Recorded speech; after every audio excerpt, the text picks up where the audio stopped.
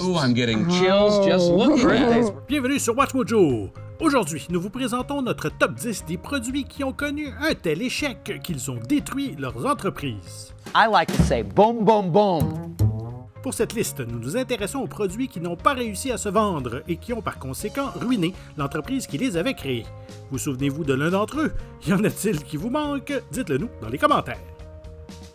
Numéro 10, Peak. I mean, honestly, what would you rather carry around all day? This monstrosity or something like this? 2008 n'était pas une bonne année pour lancer un appareil de poche uniquement destiné à la messagerie électronique.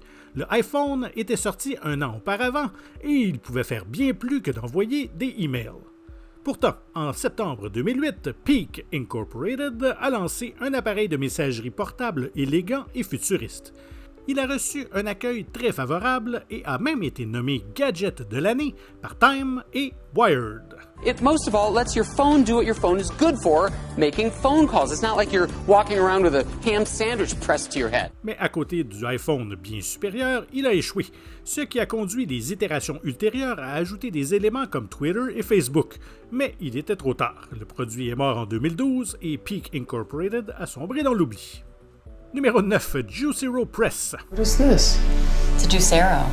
I'm sorry, I don't know what that word means. It's What's a new word. Juicero? Cet appareil était comme une combinaison de Nespresso et HelloFresh et aspirait à révolutionner l'industrie des jus.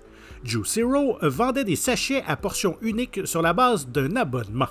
Les sachets contenaient des fruits et des légumes préparés, ce qui promettait de rendre le processus d'extraction de jus facile et rapide. Takes out the middleman, it takes out the shopping. I have to shop for all this stuff. Bring it back, chop it, wash it, and then eventually juice it. Cependant, le presseur était totalement inutile, puisqu'on pouvait le faire manuellement. Les critiques ont également affirmé que le prix de l'appareil était largement surévalué, en partie à cause d'une ingénierie excessive. Le coût élevé de l'appareil et de l'abonnement, aggravé par une publicité négative, a fait que les revenus de Juicero se sont rapidement taris. I think that Juicero was killed in the first inning, right? And, normally a baseball game is 9 innings. This was killed in the first inning. Au numéro 8, le pistolet Zip.22. La US Firearms Manufacturing Company s'est fait un nom en produisant des revolvers et des carabines Colt à l'ancienne. On peut voir ces armes dans des westerns comme 3h10 pour Yuma. Mais en 2011, la société a décidé d'abandonner le thème de l'Ouest et a commencé la production du très décrié USFA Zip.22. Ce pistolet semi-automatique était considéré comme innovant, mais de nombreux consommateurs ont signalé des problèmes mécaniques avec l'arme. La nouvelle s'est vite répandue et le pistolet a été abandonné un an seulement après son lancement. Son échec a entraîné la faillite de la US Firearms Manufacturing Company. Numéro 7. Dig. Il fut un temps où Dig était l'un des plus grands noms de l'Internet. Agrégateur d'actualités doté d'un système unique de vote positif, Dig est considéré comme l'ancêtre de Reddit qui s'en est inspiré. Cependant, en 2010, le site a été entièrement remanié et les cofondateurs Jay Adelson et Kevin Rose ont quitté l'entreprise. Non seulement le nouveau design a été largement détesté, mais il était entaché de nombreux bugs et problèmes de performance. Dig faisait aussi face à une concurrence accrue de la part de Facebook, entre autres. Le nombre d'utilisateurs de Dig a considérablement chuté et en 2012, la société a été vendue en plusieurs parties pour un peu plus de 12 millions de dollars. Numéro 6, Quibi. Madam President, the asteroid's impact is imminent. How long do we have? 2, 3 Quibbies, tops. Pour ceux qui l'ignorent, Quibi était un service de streaming conçu pour les smartphones à la promesse monumentale. But most interestingly, each film will be full screen no matter which way up you hold your phone and no matter when you switch between orientations. De grands noms étaient attachés à la création de contenu pour le service et la société avait levé près de 2 milliards de dollars d'investissement. Alors, pourquoi ça a échoué? Eh bien, d'abord, la pandémie a gardé les gens chez eux devant leur télé et non leur téléphone. Ensuite, TikTok dominait le marché des vidéos courtes et ne coûtait pas 1 centime, alors que Quibi coûtait 5 $ par mois avec des publicités.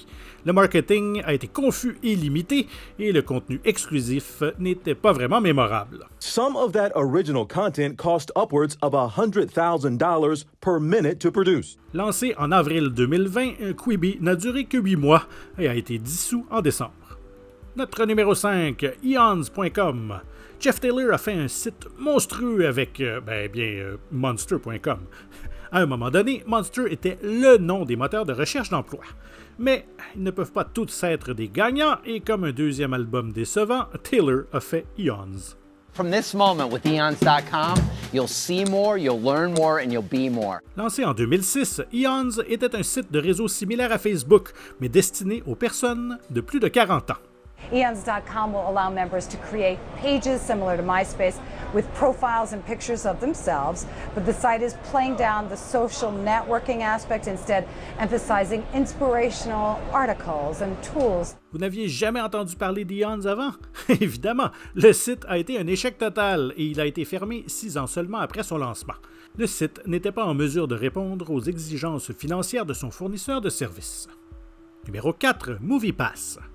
Il y avait une bonne idée derrière MoviePass. L'expérience du cinéma devenant de plus en plus coûteuse, MoviePass promettait une alternative. Les utilisateurs payaient un abonnement mensuel et recevaient en retour un certain nombre de billets de cinéma. Bien que le service ait été lancé en 2011, il n'a pas atteint une grande popularité avant 2017, lorsque les nouveaux propriétaires ont baissé les frais d'abonnement à 10 $ par mois, gagnant ainsi des millions de nouveaux abonnés. Using the MoviePass app and card, subscribers can see up to 31 new movies a month for the price of a single ticket or less. Comme cela ne suffisait pas à compenser les coûts, le PDG Mitch Lowe a ordonné aux employés de réinitialiser les mots de passe des utilisateurs les plus actifs.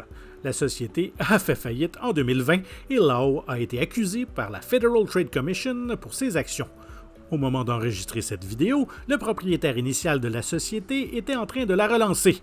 Nous verrons donc si MoviePass 2.0 a plus de chance. This new version will include all major theaters that accept major credit cards in the country. So it sounds pretty exciting. Notre numéro 3, Friendster. Lancé en 2003, Friendster a été un pionnier du réseautage social en ligne.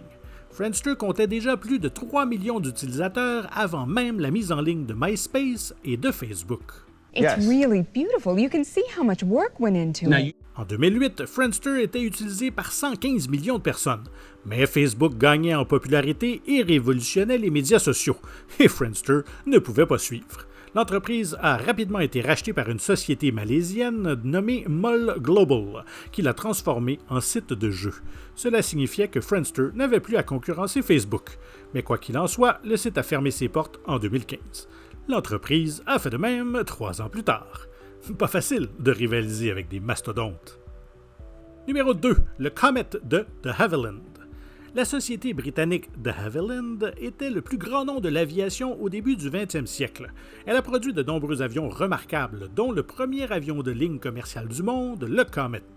L'avion a effectué son premier vol le 27 juillet 1949 et a été officiellement lancé en 1952. Malheureusement, des problèmes avec la cellule de l'avion ont entraîné 3 crashs très médiatisés. D'autres constructeurs, comme Boeing et Douglas, ont tiré des leçons de l'échec du Comet et sont parvenus à dépasser de Havilland sur le marché. La société a été rachetée en 1960 et a disparu 3 ans plus tard. Parfois, ça ne sert à rien d'être un pionnier. The shock, as I recall it, throughout the whole company, at every level, was very deep. Oubliez tous ces échecs et tournez-vous vers un succès, WatchMojo français. Abonnez-vous et n'oubliez pas de cliquer sur la cloche si vous voulez être tenu informé de la sortie de nos dernières vidéos. Et un petit coup de pouce vers le haut si vous avez apprécié celle-ci, nous fait grandement plaisir. Et notre numéro 1, la DeLorean de DMC. La DeLorean est devenue une voiture emblématique grâce à la trilogie des Retours vers le futur. Marty, you made it! Yeah! Welcome to my latest experiment. This is the big one, the one I've been waiting for all my life. Well, it's a DeLorean, right? Bear with me, Marty. All your questions will be answered. Lorsque la DeLorean a été présentée en 1981, elle a suscité de vives critiques. La qualité de construction était médiocre, elle souffrait de nombreux problèmes mécaniques et ses performances étaient décevantes pour une voiture de sport dont le prix était aussi élevé. Bref, elle était nulle. DMC n'a vendu que quelques milliers de DeLorean et la production a été arrêtée après moins de 2 ans. La société a fait faillite et son produit est aujourd'hui considéré comme l'une des pires voitures jamais fabriquées. Drive the DeLorean. Live the dream today.